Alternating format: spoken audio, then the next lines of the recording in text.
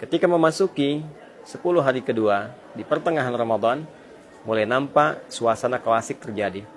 Perbedaan mulai muncul, saf di masjid telah mendapati kemajuan, safnya maju, dari yang tadinya mulai penuh sampai keluar masjid, sekarang sudah mulai merapat ke dalam masjid, sedikit-sedikit berkurang.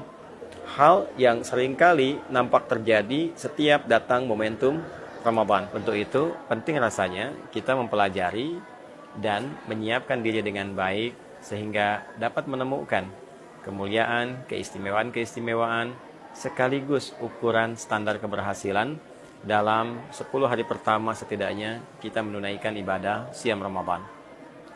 Teman-teman dimanapun berada, tidak ada ketentuan spesifik untuk membagi Ramadan pada sepertiga pertama, sepertiga kedua, sepertiga terakhir dengan detail 10 hari pertama, kedua, sampai dengan akhirnya. Namun demikian, ulama tidak sedikit yang menganalisis kecenderungan perilaku orang puasa, kecenderungan keistimewaan yang mungkin didapatkan dari isyarat-isyarat yang ditemukan baik dalam Al-Quran ataupun hadis Nabi Muhammad SAW. Semisal saat kita menemukan momentum awal Ramadan di 10 hari pertama, banyak sekali baik dalam isyarat ayat Al-Quran pun demikian penjelasan yang lugas dari hadis Nabi Muhammad SAW yang menampilkan limpahan rahmat yang mengiringi keutamaan awal Ramadan, yang dengan rahmat itu terbuka kesempatan dan semangat bagi setiap muslim untuk menghidupkan dan mengisi awal-awal Ramadan. Kita ambil contoh hadis Nabi SAW yang didokumentasikan oleh Al-Imam Al-Bukhari dalam rangkaian topik As-Siyam atau topik puasa. Nabi SAW satu kali pernah bersabda, "Idza jaa Ramadan," jika telah tiba Ramadan itu, tiba kita di awal Ramadan, "Futihat abwabul jannah." Di riwayat lain, "Futihat abwabus sama." Maka dibuka pintu-pintu surga. Kemudian, "Wa ughliqat abwabun nar." Ditutup pintu-pintu neraka. "Wasuffidatis syayatin." Diikat, dibelenggu para setan. Ada sementara ulama yang mendefinisikan ini secara kontekstual dalam pengertian turunnya rahmat Allah menjadikan peluang-peluang kebaikan itu semakin terbuka sehingga pintu surga menjadi terbuka, neraka kemudian tertutup karena rahmat Allah yang datang menjadikan kebanyakan umat Islam terdorong untuk meningkatkan ketaatan dan menutup peluang kemaksiatan. Sehingga tidak ada celah bagi setan untuk menggoda, seakan-akan setan menjadi terbelenggu.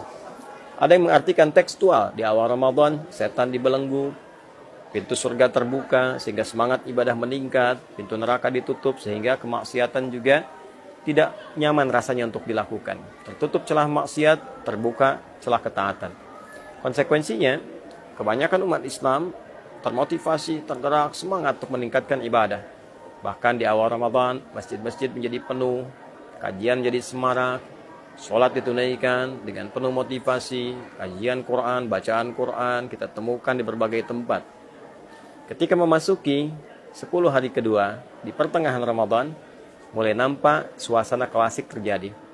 Perbedaan mulai muncul, saf di masjid telah mendapati kemajuan, safnya maju, dari yang tadinya mulai penuh sampai keluar masjid, sekarang sudah mulai merapat ke dalam masjid, sedikit-sedikit berkurang.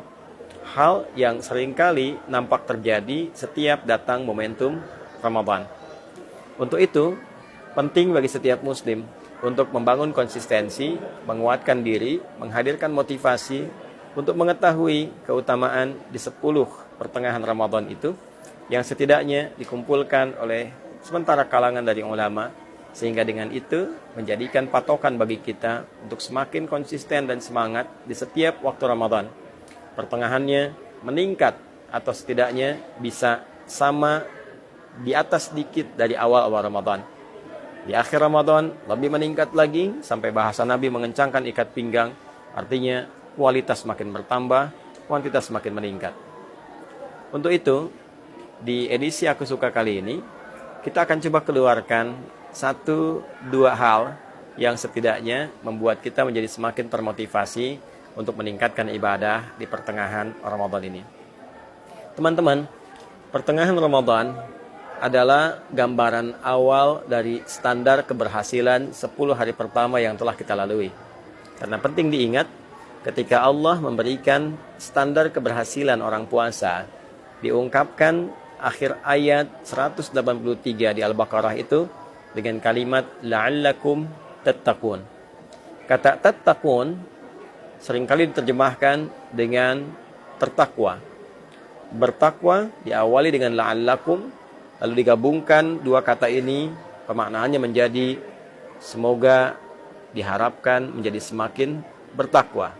Lebih singkat lagi, agar kalian bertakwa. Bila kita detilkan dari diksi kata tattaqun secara gramatikal, di kajian ilmu nahwu saja misalnya, kita temukan bahwa akar kata ini dari ittaqa kemudian berubah menjadi bentuk mudhari namanya. Mudhari itu sederhananya kalau dalam bahasa Inggris bisa diterjemahkan dengan present, continuous, and future.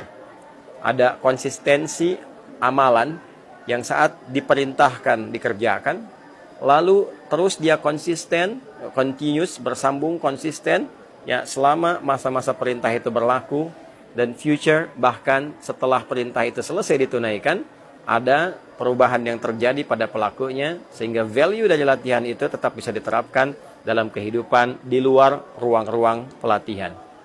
Terkait dengan Ramadan, Allah memberikan sebuah standar keberhasilan, bahwa orang yang awal Ramadannya, bila kita batasi misal 10 hari pertamanya itu berhasil puasanya dari fajar sampai dengan maghrib, berhasil ibadah malamnya, qiyamnya, tarawihnya, tilawah Al-Qur'annya, itu dapat dilihat pertama dari konsistensinya ketika memasuki periode yang kedua, pertengahan yang kedua. Jadi sesungguhnya 10 hari kedua ini adalah 10 yang sangat menentukan untuk menjadi standar keberhasilan kita pada 10 hari yang pertama.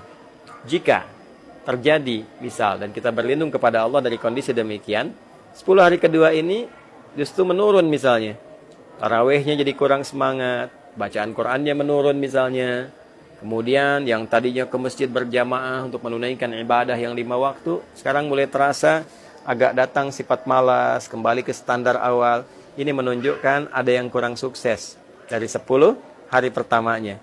Karena orang-orang yang terbiasa dengan satu keadaan dan dia menikmati itu, kecenderungannya dia akan bertahan dengan sifat itu, dengan gaya itu. Orang yang terbiasa makan kerupuk selama 10 hari, tentu 10 harinya lewat, hari ke-11 dia akan mempertahankan gayanya, tidak sulit bagi dia untuk menikmati kerupuk itu. Ketika dihilangkan, dia akan bertanya, mana kerupuknya? Ya, sama persis ketika kita tarik orang-orang yang diberikan menu Ramadan, hari pertama, hari kedua, hari ketiga, dan terbentuklah kemudian dari metabolisme tubuhnya saja pembiasaan untuk bisa beradaptasi dengan kegiatan yang dibangun selama 10 hari. Kapan dia bangun, kapan dia sholat, kapan dia makan, kapan dia sahur, secara otomatis itu akan membentuk karakter, membentuk kebiasaan, dan itu bisa dilakukan dalam menjalani kegiatan di hari-hari berikutnya. Jadi kalau kemudian itu menurun, berarti ada pertanyaan. Ada sesuatu yang kurang konsisten dikerjakan selama 10 hari itu. Nah, cara memahaminya, jangan langsung disimpulkan bahwa saya gagal. Tidak. Justru 10 hari kedua itu pembuktian bagi kita untuk kembali mengevaluasi diri. Jadi 10 hari kedua, selain menjadi standar, adalah pembuktian tentang kesungguhan kita dalam menjaga komitmen peningkatan takwa kepada Allah. Itulah sebabnya kata tattaqun diawali dengan kata la'allakum. Dari kata la'alla menunjuk pada makna taraji, huruf yang mengungkap harapan yang tinggi untuk meraih sesuatu yang sangat didambakan, tapi tidak mungkin itu bisa dicapai kecuali dengan kesungguhan. Jadi seakan Allah ingin mengatakan, tak mungkin kau berhasil mendapatkan takwa, tak mungkin kau menilai diri berhasil di 10 hari pertama kalau engkau tidak sungguh-sungguh menjalankan semua paket Ramadan hingga tuntas dikerjakan. Maka ayat ini dengan kata yang singkat la'allakum tattaqun memberikan petunjuk dan motivasi kepada kita. Jaga konsistensi, semakin serius lagi, tingkatkan semangat lagi. Jadi 10 hari kedua adalah 10 hari yang memberikan motivasi lebih agar kita meningkatkan ibadah dibandingkan dengan awal-awal yang telah kita lalui. Apa yang bisa kita dapatkan ketika kita konsisten masuk pada 10 hari yang kedua? Teman-teman, konsistensi yang dibangun itu justru mendekatkan kita kepada limpahan anugerah yang sekiranya tidak banyak didapatkan oleh semua orang ketika dia tidak mengoptimalkan potensi dirinya pada 10 hari yang kedua ini. Yang pertama, potensi mendapatkan ampunan Allah Subhanahu wa taala lebih besar kita bisa raih dibandingkan dengan 10 hari pertama yang terbuka kesempatan, siapapun bisa meminta sehingga peluangnya semua orang bisa mendapatinya. Tapi ketika memasuki 10 hari yang kedua, saat sementara orang mulai lemah, mulai menipis, mulai kepentingan dunia terasa kembali, dan kita semakin fokus, maka apa yang kita hasilkan dari 10 hari yang pertama, energinya kemudian terkumpul, sehingga kekuatan itu terpadu dan terfokus untuk mendapatkan limpahan karunia Allah berupa ampunan yang terbentang sangat luas, siang dan malamnya, seperti Allah bentangkan pada kesempatan 10 hari yang pertama. Yang kedua ini semakin bisa kita dapatkan dengan cepat karena kita sudah terbiasa memiliki adaptasi waktunya. Feelingnya sudah dapat, zauknya sudah ada. Jadi kalau kita sudah terbiasa ibadah, kita bisa merasakan frekuensi di waktu tertentu saat kita bisa memohon. Ya, untuk istighfar misalnya. Bisa jadi setelah tarawih, malam-malam kita bisa bangun, kita bisa mintakan ampunan.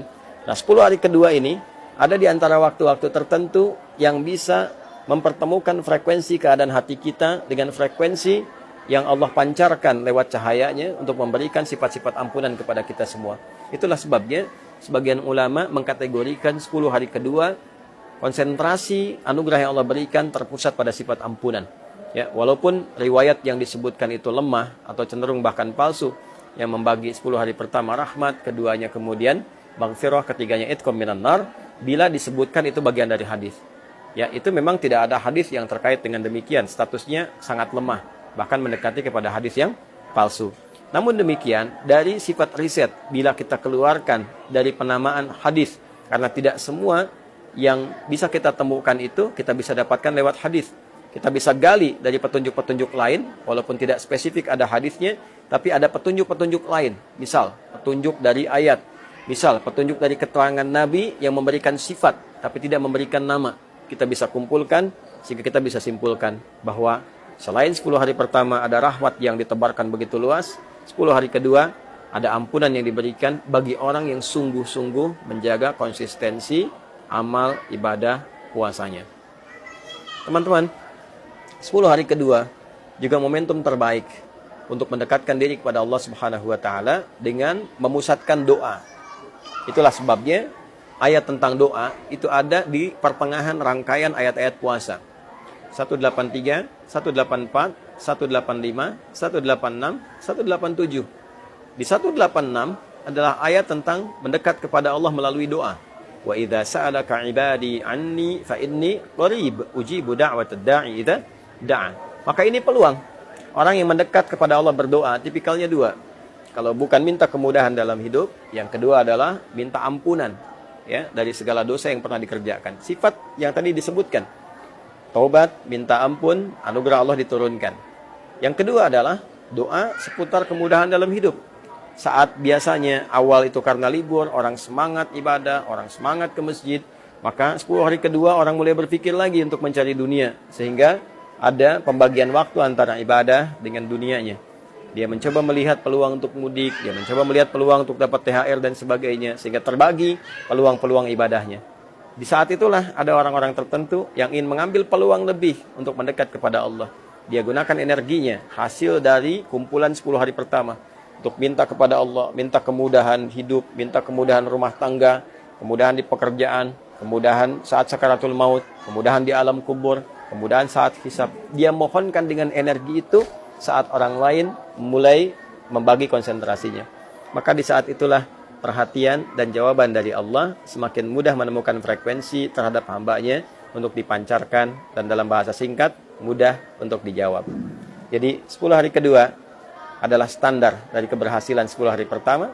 10 hari kedua adalah motivasi untuk meningkatkan ketakwaan dan menjaga konsistensinya. 10 hari kedua adalah bagian pusat dari ampunan Allah bertambah peluangnya untuk diberikan. 10 hari kedua adalah peningkatan peluang untuk terkabulnya doa dari apa yang kita panjatkan kepada Allah Subhanahu wa taala. Untuk itu, teman-teman sekalian, mari kita terus meningkatkan amal ibadah kita, harapan-harapan kita taubat kita kepada Allah, dan doa kita yang kita mintakan untuk kebaikan hidup, baik untuk pribadi, keluarga, kerabat, masyarakat, juga bangsa dan negara yang kita cintai ini. Semoga apa yang disampaikan dalam edisi ini membuat kita semakin konsisten dalam ibadah dan menemukan berbagai keistimewaan yang Allah bentangkan secara spesifik untuk kita pribadi sesuai dengan frekuensi ibadah yang kita kerjakan. Adi Hidayat dari Mira untuk kita semua memohon kepada Allah segala kebaikan yang mungkin kita dapati. Allahumma rabbana atina fid dunya hasanah wa fil akhirati hasanah wa qina adzabannar warzuqna ni'matal istiqamati fil ibadah ya arhamar rahimin. Wa sallallahu ala sayyidina Muhammadin wa ala alihi wa sahbihi ajma'in. Wa akhiru da'wana alhamdulillahi rabbil alamin. Assalamualaikum warahmatullahi wabarakatuh.